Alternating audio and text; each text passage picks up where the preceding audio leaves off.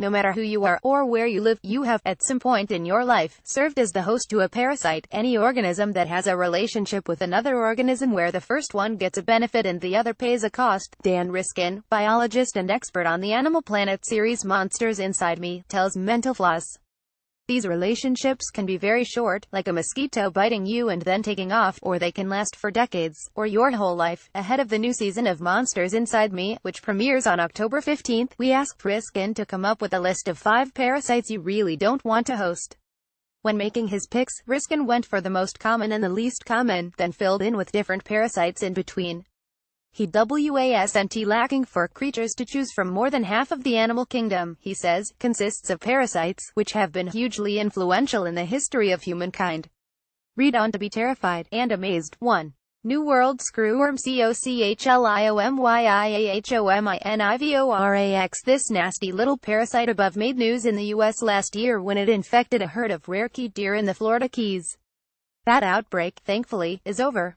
These creepy crawlies can infect humans, too, and one such case is featured on the new season of Monsters Inside Me.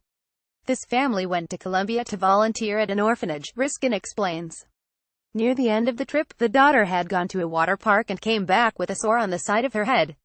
The next day, when they were supposed to fly home, the feces hit the fan, Riskin says.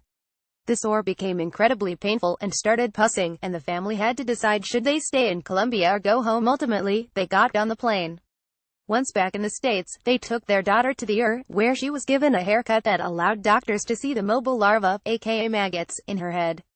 A female Cochlomia hominivorax fly had landed on the girl's head and deposited its eggs in a lesion on her scalp. The eggs soon hatched into nearly 2-centimeter-long maggots that began chomping away. Unlike other parasitic maggots, like botflies, for example, the New World screwworm does not stay put. These maggots were burrowing into the girl's skull. If they hadn't gotten to it, these things would have migrated right down sort of towards her face and out her eyeballs or who knows what, Riskin says. Thankfully, doctors were able to remove the maggots using a combination of petroleum jelly and bacon therapy, basically, luring the creepy critters out with the smell of bacon and the threat of suffocation. How to avoid it: wearing long pants and long-sleeve shirts, applying DEET-based repellents, and sleeping under a mosquito net are your best methods of defense. If you suspect you might be hosting some screwworms, seek medical attention immediately, Riskin advises. 2. Malaria. According to the CDC, there were 212 million cases of malaria in 2015. 429,000 deaths were caused by the parasite. You can get it almost anywhere tropical, Riskin says. All it takes is a mosquito bite. Mosquitoes don't hatch carrying malaria. The bugs pick it up from an infected person.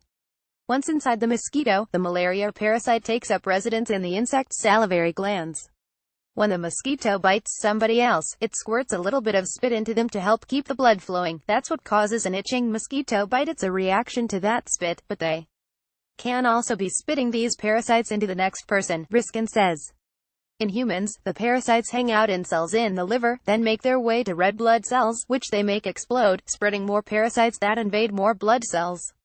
Anyone can get malaria, and people who contract it will experience fever and chills. It just wreaks havoc on your body, Riskin says. The disease is potentially fatal. Those who contract malaria and survive might relapse because some species of the parasite can lie dormant in the liver. How to avoid it: if you're going to a country with malaria, consider taking preventative drugs. Otherwise, wear long pants and long sleeves, use DEET-based insect repellents, and sleep under a mosquito net when traveling in the tropics. 3. Braineating. Amoeba Naegleria fowleri. Technically, this amoeba, which can be found in warm, untreated freshwater, isn't a parasite. Normally, it's totally harmless, doing its own thing in the mud, eating whatever it finds there, going about its business, not bugging anybody, Riskin says. That all changes when a person goes water skiing and gets water harboring and fowleri violently shoved up their nose. Now in a new environment, the amoeba resumes eating whatever it can find in the nose. It makes its way up that olfactory nerve, reproducing and eating, until it hits the brain, Riskin says. And once it's in the brain, it's game over for the kid that had it shoved up his nose. Typically, a victim will begin to show symptoms, which include fever, headache, and vomiting, around 5 days after infection, although symptoms can appear as early as 1 day after infection or as late as 9, and will usually die about 5 days after that. The death rate associated with infection by N. fowleri in the U.S. is 97.2%. That said, getting a brain-eating amoeba is very, very rare. There were 40 infections reported in the U.S. from 2007 to 2016, a rate of 4 cases per year. The CDC reports that 36 people were infected by recreational water, 3 people were infected after performing nasal irrigation using contaminated tap water, and 1 person was infected by contaminated tap water used on a backyard slip slide. That gives you odds of about 1 in 70 million of contracting a brain-eating amoeba. How to avoid it? Basically, just keep water from slamming up your nose. If you plan on engaging in an activity like water skiing during the summer months, you could wear a nose plug, Riskin says. But this is so rare, that might be overkill. 4. Lung flukes aka paragonimus. Humans may find themselves hosting these coffee bean-sized parasites if they've eaten raw or undercooked shellfish.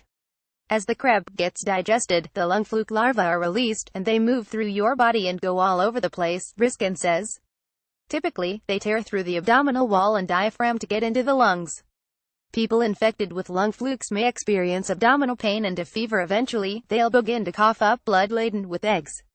The blood is either spat out or swallowed, allowing eggs to pass in the stool, and, if a host is in water while defecating, the life cycle will continue. Our bodies are built to protect us from the environment, Riskin says, but eating makes us vulnerable. It's like if you had a fortress with big stone walls all around it, you still have to get food to the people who live in the fortress.